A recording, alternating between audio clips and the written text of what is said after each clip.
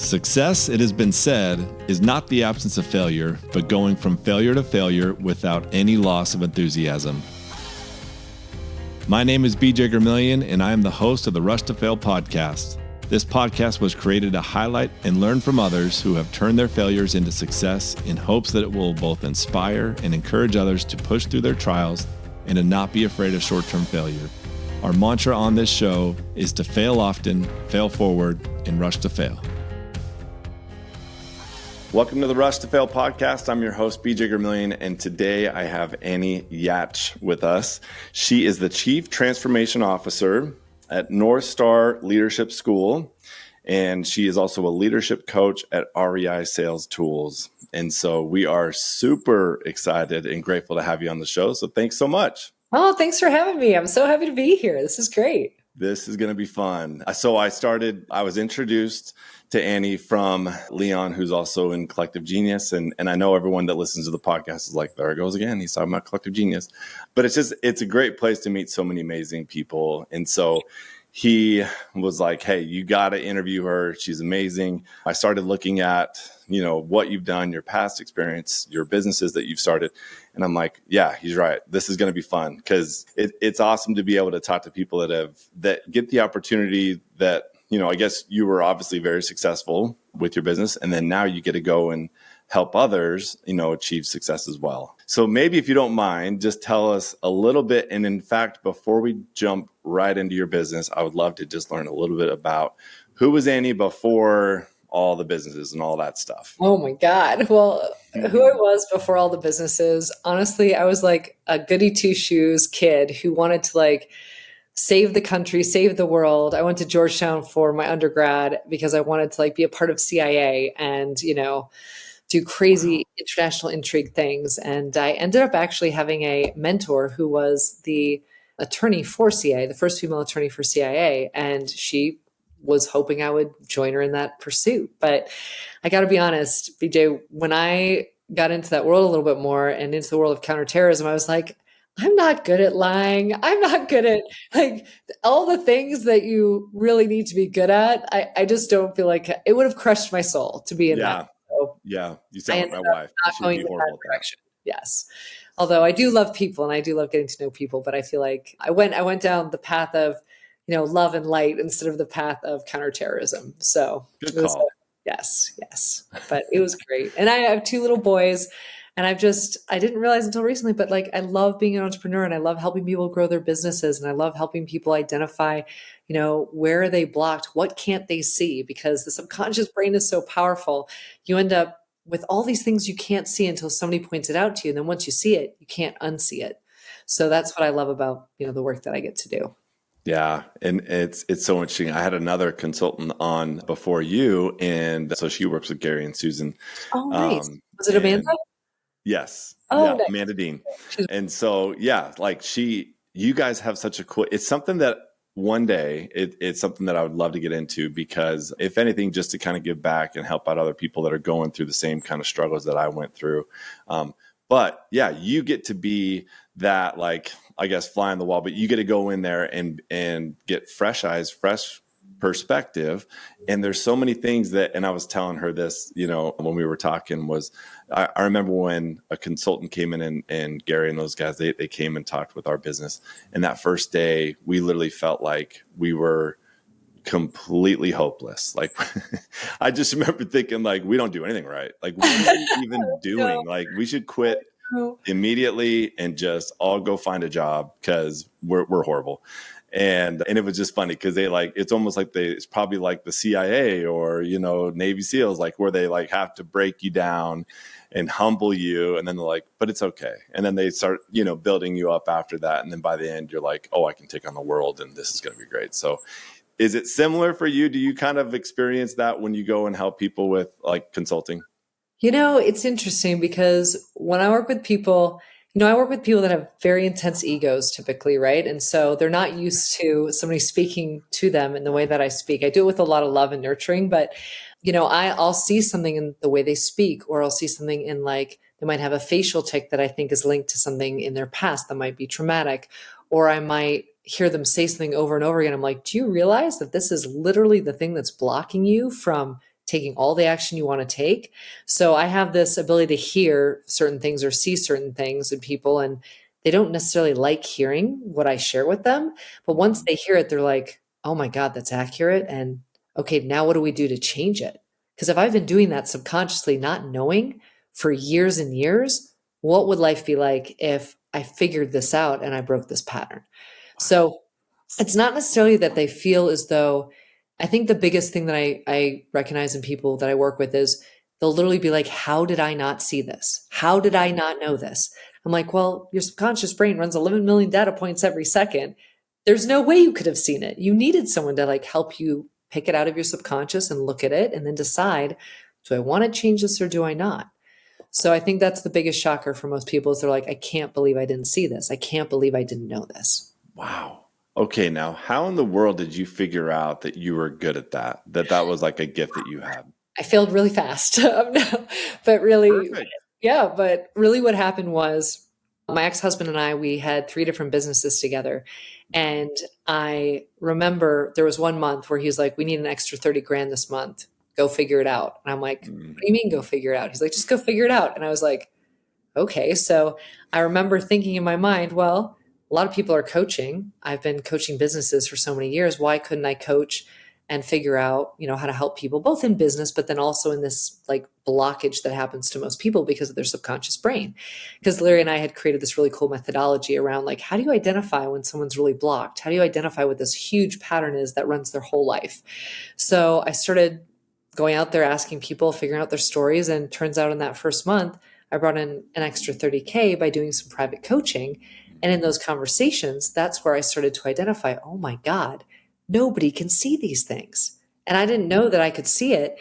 It was just because I've spent probably 10, 15 years observing people to such a specific way that I could notice like the body language, or I could notice the facial expression, or I could notice like a little change in their speaking pattern. And so I think it was something that was built over time because of some of the counterterrorism and counterintelligence work I had done. But I think a lot of it was, even from being a young kid, I had to watch things go on in my family and figure out, well, if my mom says this, or my dad does this, or my sisters do this, how should I respond? How should I react? And I was always trying to be prepared. So I think that gave me the ability to observe people and see things that maybe other people wouldn't. Wow. That is so fascinating. Okay. So tell us a little bit more about your consulting business. So yeah, you mentioned that you work with people that are typically, I'm sure, A-type personalities, and I'm sure CEOs, those kind of things. So like, yeah, who do you work with? What's your like target audience? So what I've noticed over the years is that my target audience tends to be men who are between 37 and 50. And it's typically entrepreneurial men who have been type A performers their whole lives. But what happens is you reach a point where your business isn't fulfilling you. It's not really your calling. It's not what you want to do as your legacy. It's a great vehicle or tool for growth or money. But these gentlemen start getting stuck at how do they grow and scale their business when they keep running into the same obstacle. And they don't realize that the obstacle is the same. They think it's different because it's a different context. But that's what I've noticed is that age range, as they grow their businesses, these type A performers, they're so synced up to the concept that they have to perform, but they don't feel success in their life. And usually their relationships aren't doing as well as they should. Their relationships with their children aren't as great. And even their relationship with their business partners aren't as deep or connected as they could be. And so usually what most people don't know is that everything that's happening in your personal life is directly proportional to what's happening in your business life. And if you can see the patterns between those two things, you can start to unravel the patterns and go for much higher scaling and much better growth. Wow. So that's what I've noticed. So how do you get them, I guess, to get to the point where they realize that they do have a problem, that they do need coaching? Like, how do you do that? Well, thankfully, I have a lot of people that have worked with me in the past that tend to tell other people about the work. But what typically happens is most people come in very cautious. They're not sure that they're going to see any change. And I run them through a process called superpower versus kryptonite, where we identify what is this trauma loop that you've been stuck in your whole life? What is your superpower that comes out of it? And what is the kryptonite that is the opposite side of the same coin? And for most people, they've never seen that before and they've never been aware of it. And so by the end of the call, everyone's like, I see it now. What do I do? How do I change this? What do I need to make different? So I don't tell people right off the bat everything I see in them. What I do is I let them follow the process so that they can see it. And then once you see it, you can decide if you want to do the work or you don't. Wow. That's so interesting. Okay. So is this something that you came up with, or did you read about this? Like, how did you come up with this concept? So this was a total combination of me and my ex-husband because he is Asperger and he's extremely genius at Mm, figuring out what questions need to be asked to take you down a certain path. And what I'm a genius at is I'm a genius at taking those base questions and shifting them to be whatever the person needs to hear to take them down that path. mm, Because you almost have to translate what the linear conversation is to something that's a little bit more fluid. Otherwise, the subconscious brain will track it and will know what's going on. So it was a mm. total combination of the two of us. And we're just lucky that our brains work so incredibly differently that it was the perfect combo. That is wild. Okay. So how long did it take for you guys to come up with it? Like, when did you know that this is it? Well, what was funny about it was, remember I told you about that month we had to make an extra 30 grand? Hmm. Well, in that month, he was like, well, we have all these tools. He's like, just pick the tools you want to use and use them with people. And I was like, all right. So I started taking some of the tools that we had practiced with and we had started designing more for ourselves because we were in a difficult place in our relationship. And we're like, okay, well, what if we just used our own tools on ourselves? Maybe that would help. And so I started using those tools as I was coaching and I started refining them, refining them, refining them. And after 10,000 plus hours of doing sessions with hundreds of people, you start to see, oh, okay, this is what works. And this is the little tweak here that someone needs for their subconscious not to track it, right? So I can jump into the subconscious faster. So Yeah. honestly, it was thousands and thousands of hours of practicing and assessing and working with different types of people. And now I could probably do it just from talking with someone. I don't even need the document or the process, Hmm. but the process is so powerful that it's just nice to have. How long does the process take? It usually takes an hour and 15 minutes. Whoa, that's very Most specific. people tell me it's like 30 years of therapy in an hour and a half. Wow. That Yes. is wild. Okay, so this is incredibly interesting because my background, it's funny. So I have a psychology major, so I love Amazing. psychology. It's just something that I've always enjoyed. Didn't do anything with it outside of, I guess, I'm sure it does come in It handy comes every in once in a handy. while, You use it for Yeah, sure. like probably subconsciously, to your point. Yeah. But okay, so there's a lot to unpack, but what I think helps a lot is like, can you give like an example maybe of like a certain specific story or someone that you've been able to help and walk through this process just so that Yes. we can understand it yeah. So I probably do the superpower kryptonite process with multiple people every week, right? Because there are always new people coming in. But one of my favorites was a gentleman who, so the superpower versus kryptonite is one part of the process. There's a bigger other process, and he had flown in to do this bigger other process with us. And Does it have to be in person? it doesn't have to be in person; it can be on Zoom. Yep. Okay. But this was somebody who wanted to come in and do like 2.5 days of really intensive work. Mm, But what was really cool about the work was he didn't know that he had a story in his head. And I call these stories, they're lies that we tell ourselves as young kids mm, because it helps us manage ourselves in the world. It gives us almost like a program to work off of to keep ourselves safe. mm, So he had a story in his head that, and he wasn't aware of the story, but the story in his head that we figured out was that when he was a little kid and his dad died, I think at the age of 15 or 16, his dad had only made a certain amount of money. And in his mind, as a kid, right, because we have illogical thoughts as children, right, we just come up with them, he had determined that if he ever made more than that amount of money, he would die. mm, And every time he got close to breaking through that revenue barrier, he would get horribly sick and end up in the hospital because the mm, subconscious was trying to keep him in that story. And so we did some work with him on it. And as he came out of that, he literally was able to identify there is nothing here that is limiting me from going through this. This is all the subconscious program. So what he did literally right after that intensive experience was he went out and he started trying to take his company public. And he was able to successfully take his company public. Obviously, he went way past the ceiling that his dad had created for him. yeah. But he couldn't have done that if he didn't know that he was trying to sabotage himself with this story that he wasn't aware of. Mm, And once he man. saw it, now he's making great money.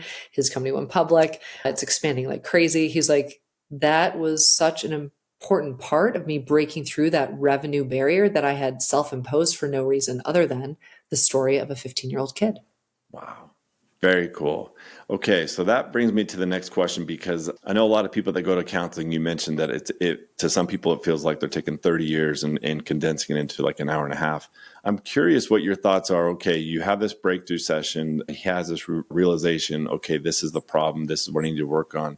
In your experience, how long should someone continue to work with a counselor, work with you in order for it to like stick and have lasting impact?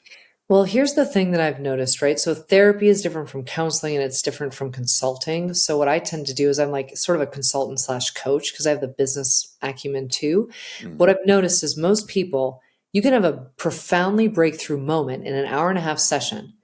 But what happens then is it opens up the whole subconscious brain. And the subconscious brain has all these programs that fly out from this main rooted program. Mm-hmm. And all those different programs now are going to start showing up because the universe is saying to you, well, do you still like this old program? Do you still want this old program? So most people can have a profound breakthrough in the first session, but to cement it into their behavior and to change those patterns, the quickest I've seen it happen is in usually 3 months of work. And it's just 2 calls a month. So it's nothing crazy, right? But that is the quickest I've seen it. A lot of people, though, don't realize that if you're going to really change the game on your brain, you have to also help it on the neurochemical side because every neural pathway in our brain is linked to a specific neurochemical setup because everyone's neurochemistry is different. So if you can calm the neurochemistry of the brain and allow it to work for you in a better capacity, then all the work you do on yourself personally is exponential. Wow. So there's this combination of you got to do the intellectual work, you got to do the emotional work, you got to do the neurochemical work, and then you have to do this piece on somatic or body. And there's a great book called The Body Keeps the Score, where it talks about how we hold a lot of this stuff in our body. So somatic release is what allows us to release some of those like pent up emotions or triggers or, negative stories that we hold in ourselves too. And what does that look like? Well, somatic body release, I don't do a lot of the somatic release work. I have practitioners that do that I tell people about, but some of it can be as simple as, they touch you in a certain part of your body and that body part is able to open up and feel something it hadn't felt before because you're touching on, say, a triggered experience from the past that's been stored in your body chemistry, which is wild. Wild. So fascinating. So So fascinating. wild. Okay, the neurochemical, is that like, are you talking about nutrition supplements, those type of things, or? So some of it, what I've found is people take a lot of supplements. They do a lot of different things to try to like manage their neurochemistry. Mhm. The neurochemistry of the brain is directly related to the healthy bacteria of your gut biome. And so if you have a very healthy gut biome, then usually your neurochemistry does much better and you're much more calm. But for a lot of entrepreneurs, because we have spun ourselves up and we enjoy the chaos because we like solving for all the chaos, we have a frantic nervous system. It's dialed way up. And so a lot of times we're making decisions from a place of the frantic nervous system, not from, or from that 7-year-old that made up that story. We're not making a decision from a place of, calm, peaceful, easy decision making. So what I've noticed the biggest change in neurochemistry is for people once they calm their system, they can see things as opportunities in the world that they couldn't see before. And they can make decisions much faster and more clearly because their brain isn't in fight or flight. So for most entrepreneurs, you can't really go after all this intensive work and not work on your neurochemistry at the same time. Man, so interesting. This is so good. I knew it would be. I have like so many questions right now. It's crazy. My like brain is just going crazy. But okay, I'm going to back up a little bit because we can keep going deep into that. Actually, there's two questions. So the first is whenever you meet with your clients, like is there a minimum time frame that you're like, look, I need you to work with me for 6 months or a year? Like what does that look like?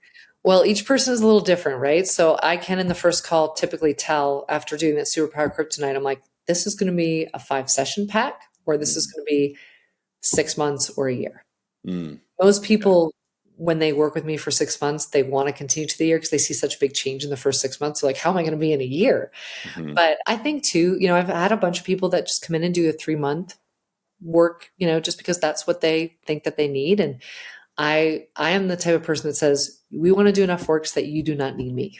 Yeah. As quickly as I can work myself out of a job, that's what I tend to do because there's so many thousands of people in this world to help. Yeah. So, as quick as we can get you through it, as quick as we can have those breakthroughs. And I have fired people before, BJ, because they won't do the work on themselves. They want to pay you a Sure. bunch of money, but they don't want to do the work. Mm. And, you can't be a tugboat. You got to be a lighthouse. You're basically there to shine the light. And then whoever wants that light too, or wants to enhance their own light, they'll find you. Yeah. What does the homework look like, by the way? So everybody's different, right? But, a couple of things that everyone uses as homework. We do some inner child work, right? Because you have to be able to take your inner child and your adult self and merge them together. Same thing with the subconscious brain and the conscious brain, right? Those two things have to come together. There's a lot of forgiveness practices that I give people to do as homework because we have so much to forgive in ourselves and in others. Sometimes it's as simple as interrupting a pattern with some subconscious work that I have them do. Sometimes it's, interacting with their spouse in a way that's completely different. I teach spouses to do feedback with each other where, you might never have given or received feedback in a connecting way. It might have always felt like constructive criticism, but there's a process for that gets you more connected. There are tools around delegation, right? You think that delegation is only for business. It is not. You need it for your relationships too. So there are a bunch of different templates that I have that I will literally teach people to use. And they'll be like, okay, go home and now you're going to use this once in your business this week and once with your spouse this week. And we're going to see how well it goes. And we're going to practice, the best practices of that once you learn how to do it. So everybody's different, but those are a couple of the things that, I assign as homework. That is awesome. Okay. So yeah, going back, so you mentioned your husband has Asperger's. So was he diagnosed? He was diagnosed. Our littlest boy, or our 9-year-old, was also diagnosed. And as he was going through the checklist, he's like, "Oh my God, this is me." I'm like, "This is definitely you for sure." So crazy. Okay. So, and he was a Navy SEAL. He was a Navy SEAL. Correct. Yep. So I imagine that would be a very difficult person to live with. Right? I mean, And what he would say did that you? too. If he was here, he'd be like, "I was very difficult." I imagine that would be very demanding. I mean, I can't think of a more demanding type of, like high expectation, Yes. Yeah. Like what were some lessons, I guess, that you learned through that? Because that had to have been a difficult thing to go through. I can only imagine. I don't know. Yeah, no, Yeah. it was very difficult for me because, like, as you can probably tell, like, I'm an emotional, loving, nurturing, connected person. Like, I'm all empathy all the time. Like, it's the way I roll. Yeah. And it was hard, I think, too, because when you have Asperger, emotion is very scary for you. And so he used to tell me, he's like, "Oh my gosh, you're so terrifying." He's like, "I feel like every time you walk in the room, there's all this emotion that I don't understand and all this empathy that I don't get." And he would, the cool thing about it though was he and I, because we failed so fast on so many things, like I'm not even kidding you, we for 15 years worked on nothing but trying to get him to a place where he was in a good space mentally, emotionally, physically. And that's where a lot of the learning that I use now came from because I was relentless with him. Because I'm like, "You're an incredible man. You have all this to give the world. You have so much purpose." I'm like, "We just have to figure out how to make sure the brain is working with everything else." Because he was such a genius in what he could do. So I was just relentless. I'm like, "Okay, we'll try this. It doesn't work. We'll try this. It doesn't work. We've got two parts of this one thing that do work. Let's put them together and try this with it." So I was spending probably 10 to 15 years of my life taking all the different healing sessions, all the different, even psychedelic experiences, anything we could find that could take him to a different level. I was like on that ride with him. And what we kept saying was, "Oh, we just learned something new. How are we going to utilize it? Oh, we just learned something new," right? So everything was failing. We got really good with failure. It was part of our like relationship culture where we talk about all of our failures all the time. So I think that's a really big difference. Most businesses don't do that and most relationships don't do it. But I would literally come home and be like, "I really messed this up today. I'm really sorry. What should we do differently?" And he'd do the same. He's like, I've messed up these 5 different things today and you're going to be really upset with me. And I'm like, "Actually, I'm not. Let's just figure out how to solve it." So failure could not be hidden in the culture of our relationship. We had to talk about all the things all the time and constantly evolve with each other. Man, yeah, that's so interesting. Because, yeah, when you, I guess it's like almost an advantage. Like when you know that they do have this thing with their brain, right, that it operates in a certain way. Yeah, like you do have to talk through emotions. Like you have to explain it in a way Yes. that we take for granted, without that. Like, you naturally have a very high EQ where you just understand people at a much higher level, and he might be way more, IQ. But it's so interesting. And so what I love about what you just said there, because I think a lot of people in your shoes would probably look at the experience that you went through and have resentment, because you're like, I spent 15 years of my life trying to fix you or trying to help you. It was never about me. It was always about you and trying to figure that out. But instead of taking that approach, you took the high road, and the one that actually is now turning into massive success with your business and everything is, hey, how can we learn from this? How can we help others? Like, we can't be the only ones going through this right now. Like, how do we diagnose all these things so that now I've got all this experience that I can then turn around and help other people out with? And so you just completely turned what so many people I feel would have taken that as like what a waste of time, and then now it's like, whoa, this is the coolest thing ever. Like, now you have this amazing gift to give. I don't know. That's cool. Well, I always saw Larry as like healing partner. I know that might sound strange, but I saw him as like, he is going to push every single button that you have to help me figure out who am I. Right. And I wish people would look at their relationships that way, because nothing was a waste. I needed all 15 of those years to figure out how to step into the power that is me. And I needed all of that experience together. And every single tool that we came up with together, it's blown people's minds. It's changed thousands of lives. We couldn't have done it individually. We just couldn't have, because that IQ needed the EQ. And that's the reality of all relationships, right? No matter what. And what's funny to me is so many of the men that I work with now are Asperger, or some, are on the spectrum in some way, and they're in relationships with their spouse. And they're like, Annie, you are the only one that can translate this, because you've been through it and you know what this is like. And I'm like, there's nothing more beautiful than figuring out that the spouse, even if your spouse is someone you end up divorcing, they are your healing partner. They show you so much of who you are and who you are not. And if you go down that path, you'll be so much more powerful because of it. And if you let go of resentment, because yes, like you said, very easily I could have been like, oh, I wasted all this time. No time is ever wasted. It's just, you need to look for the lesson in every single thing that you're going through. Man, that's incredible. I love all that. So, okay. I also wanted to touch on, you mentioned you also have another business where you do sales training. And so in real estate specific, I imagine? Real estate specific for lead managers, acquisition reps, and sales managers. Yes. Okay.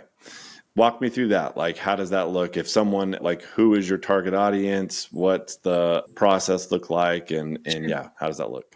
Sure. So actually, the reason why this became a business was there was this incredibly genius young woman that I coached 5 or 6 years ago, and she helped build a company into being, I think they did 1,000 wholesale deals a year, and she grew their team from 2 people to, I think it was 35 people across lead managers, sales managers, acquisition team. And she used a lot of the tools and techniques from my previous company, SEAL Team Leaders, on leadership team performance and individual performance. And she merged that with the wholesaling side. Yeah. And so when she came to me, I was like, well, do you think we could do this as a business? You do the leadership, I do the wholesaling side. I'm like, wow, I don't know if anyone could touch that. That'd be incredible. And the people that we work with are usually like hardcore entrepreneurs, right? Usually they're in the business with someone in their family. They have a team of anywhere between 10 and 20 people, and they are looking to no longer have to jump in and micromanage their sales team, because the sales team is what constantly pulls that entrepreneur back in, because they're either getting rid of people because they're rotating, through so many different people, they can't keep the team together, or they haven't built the culture. And so we do the sales side and the leadership side to build a culture of empowerment where their team is actually truly supporting them, instead of the entrepreneur having to lead the charge all the time. So it's a very different feel for the entrepreneur to have that level of support. Man, I love that. That's really, really cool. Okay. So with that, so is it like a weekly training? They have like an online portal that they do trainings? How does that look? Yeah. So we've got not only a video library of all the calls from the past year, so there's already a ton of great learning there, but we do 6-month programs for each level. So say you have lead managers you want to throw into our training, it's a 6-month program. They have 2 calls a week. One's an implementation call, and one's a training call and then the implementation call, because the implementation is the hardest part.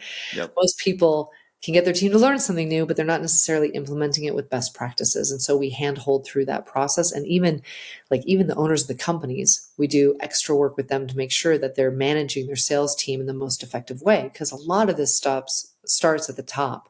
And there's a Yeah. breakdown there with the entrepreneur, which is why I love doing that one-on-one work, because then you're solving the problem of the past trauma that might be causing some of that. And you're also helping them step into their leadership in a whole new way. Awesome. Okay, so you have a ton of experience. You've seen a lot of different businesses, a lot of different business owners. I am curious, do you have like maybe one or two stories, examples of, like that you always think about, man, this is why I do what I do, because, this is the result of, getting in there. And maybe they were, just broken. They were, having issues. They reached out to you. They're like, hey, Annie, I need a lot of help. What can we do? Do you have any like cool stories around that? I think, and I don't know what this couple will think of me talking about them, but like there's this one couple that I work with, and they have grown so much in their business because they were willing to put in the work on themselves. And it was, at the beginning, it was hard because no one likes to hear what they're doing to cause trouble in the business or what they're doing to cause trouble in their relationship. And there was a lot of support and love. And the best part about it was, fast forward, and I worked with them for quite a few years, right? Because there was a lot to do. But just this year, the spouse, the wife, had an incredible breakthrough experience. And for the first time ever, she turned to me and she's like, this is what love feels like. This is the first time I've felt this. And she's like, and I can feel this in business and I can feel this in my personal life. And she was just like, there are no words to describe the gift that this is. And so like that for me to watch someone go through, and it was, we did a lot of work on the business, did a lot of work on them personally. So that's why it was a fair amount of time, because all this new stuff kept coming up. But like to be with people and watch them evolve in that powerful of a way, and to watch them loving their life and being willing to take new risks in their life that they've never taken. That's why I do what I do. And like the gentleman that went out and now he's got a public company and he's incredibly successful and he's bringing so much impact to everybody around him. I had a part of that, right? And so I get to touch these profound impacts that people are making all across the world just because of one small shift in the brain that they needed to make that change. Man. So I love it. I bet. Like, I'm sure it is super, super fulfilling. And I'm curious too, you probably have had a lot of these experiences where you're talking to them, and in that first session, for an hour and a half or whatever, like you're talking to them and you're asking them probably difficult questions about their childhood and stuff. Like, how often would you say that people had no idea, and like out of nowhere, some memory just pops into their mind and they say it out loud and they haven't even thought about it? Like, does that happen? It happens all the time. Every Really? single session that I ever do, because as soon as you get the subconscious brain to see the loop that they're in, all the memory comes flooding back. How do you do that? How do you get the subconscious to talk? It's interesting. What I do on the superpower versus kryptonite is we talk about the highest highs and the lowest lows of their lives. And if you go back and forth between those highs and lows, you're basically asking the subconscious to look for the pattern. Now, people can't see their own pattern, but once I can see the pattern and I share it with them, then they're like, oh my gosh. Then they'll be like, oh wait, a memory's coming up. I'm like, what's the memory? Because the memory is going to then prove that pattern exists and we're right where we need to be. Because the subconscious brain wants you to figure it out, but it doesn't want you to figure it out until it's ready.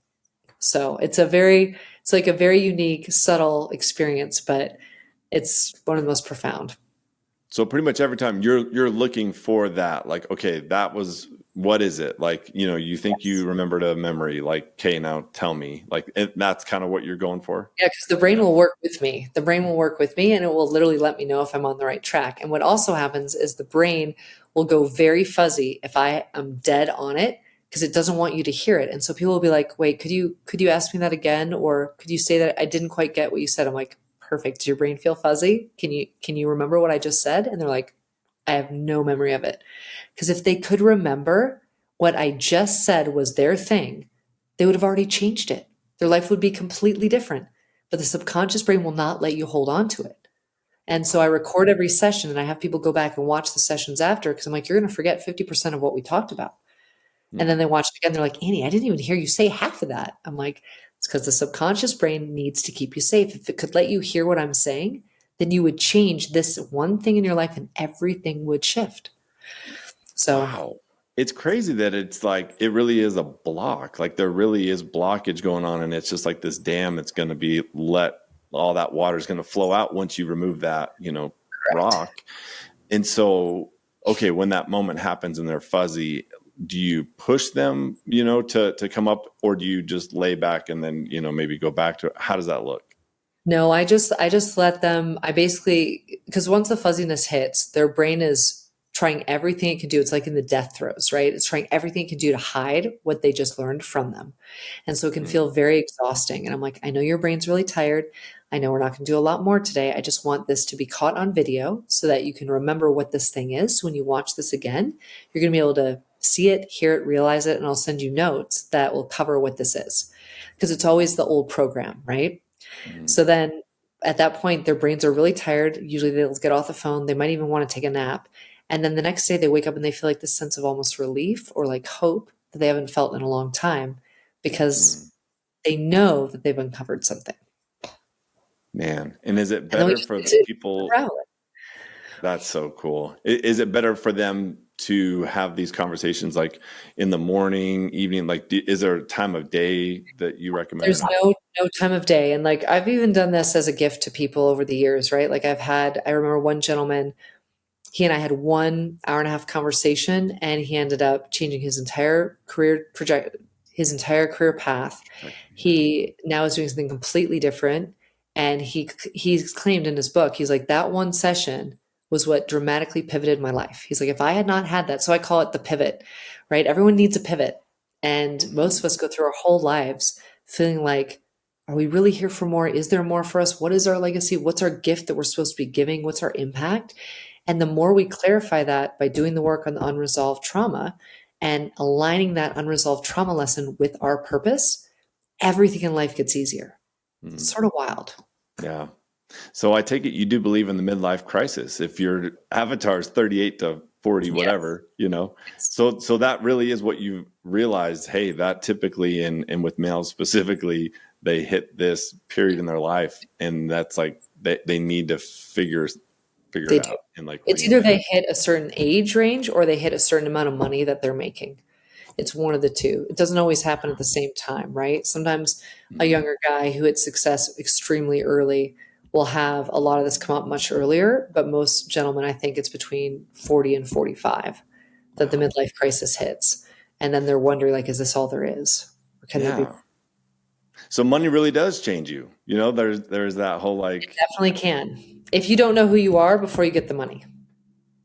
got it. That's why I always like it. I'm like, oh, it's so much easier if I get somebody before they make a ton of money. Like if they're in that, when people are building businesses from like a million upwards of 5 million, that's a really good range to do work because then when they exponentially increase and scale and grow, they're ready for it and they have a very strong sense of humility as they go to impact because Mhm. you start to realize that all the money that you create isn't really yours, right? It's there for like the impact and the people you can help and the change you can create. Man, this was so good. I love it. I'm glad. Okay. I wish we could talk for another Well, hour you or can two. always call me back and we can talk later about more fun And stuff. I think we definitely will be. But yeah, try and keep the podcast to, right around 45 minutes or less. So there are some questions though that I like to ask everyone. There's 3 questions. And so I want to get your take on these. And so the first one's a softball question, but is there any book or podcast or something that you've been reading recently or that you recommend to people quite often that's really impacted your life? So I would say there's a book for a man and a book for a woman. So if you're a guy and you're listening, actually 2 books. You want to read Outwitting the Devil by Napoleon Hill and The Way of the Superior Man by David Data. Those Wow. two I haven't books will heard of either dramatically of change those. your Okay. life. It will dramatically change if you're a man. If you're Wow. a woman, it's important to read It's Not Your Money by Tasha Silver and Change Me Prayers, also by Tasha Silver. Wow. Okay. Yeah, you are the first to recommend any of those books. So that's awesome. I love that you're bringing variety, and I'm definitely gonna have to. So Napoleon Hill wrote the first one that you mentioned. Outwitting the Devil, yes. Outwitting the Devil. And then Okay. David Data wrote Way of the Superior Man. All the Okay. gentlemen I've worked with tell me those 2 books dramatically have changed their lives. Wow. Okay. I'm definitely going to download those on Audible. Okay. So the next question is, okay, if you can go back, and you know what? You're funny because I think that you actually, your life experience, I'm interested to hear your feedback on this. But yeah, if you could go back 10, 15 years and to your younger self, knowing what you know now, is there something that you would do differently, or what would you tell yourself? Oh my gosh, yes. The first thing I would say to myself is you always need to put yourself first when it comes to self-care, when it comes to healing, when it comes to anything. Yeah. And to also, and this is just a personal, vulnerable share, but I learned over the past couple of years of all this healing that I've done, I had a program running me that says I can only save myself if I save other people first. And so I spent so much time trying to help so many people because I thought that that was the only way I could find freedom or connection or all the things I wanted. And now that I know that that's not the case, that you have to save yourself first, it's such a dramatic change in the level of joy and enthusiasm and fun in life because it's like, oh my God, I don't have a contract with anything that says I have to do anything but just save me. Yeah. So if you save yourself first and you do the work on you, everything in life gets exponentially better and easier. So Man, that's so good. Awesome. Okay. Yeah. Was there a specific year that really was the pivot, I guess, to your point? Did you have a pivot year that you look back on and be like, man, 100%. that year was... Yep, my ex-husband Larry and I had gone through this incredible leadership development program that was all about emotional IQ or emotional EQ together. And we in that moment realized we've built all these systems, all these processes, because we backwards engineered it all from being in the SEAL teams. We built all these things, but we've never used them on ourselves. We've used them to create impact in hundreds of companies, change their lives. We had never used them on ourselves. We sat down and we're like, if we want to really change the game for us in our lives, we've got to use our own tools on ourselves and create that transformation there. And that year, everything changed. Everything shifted. Like we went from being in scarcity, worrying about money, to being like making the most money we've ever made and having the most impact we've ever had. So the tools work. You just got to use them on yourselves, right? So yeah. What year was that? I want to say that was 2015. Okay. Awesome.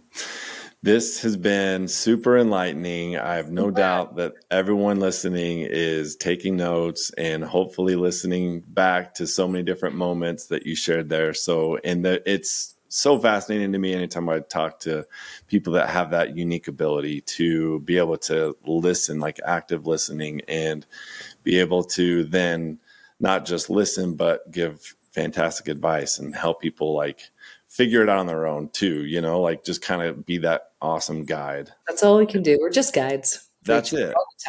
And it's cool that everyone has a unique gift and ability, and that you were able to find your superpower and it linked up with your ex-husband at the perfect time. And that the two of you just, helped one another in so many different ways. And that now through all that, you're able to help and share that with the world. So that's how it should be. I love that. It's such a cool journey that you've been on. So I'm really glad that Leon linked this up so that I could learn more about your story and learn so much about you. And we will definitely be talking more after this. But Annie, thanks so much for coming on the show. Thank you so much for having me. This was a pleasure. And it went by so fast. This was great. It did. I know it always does.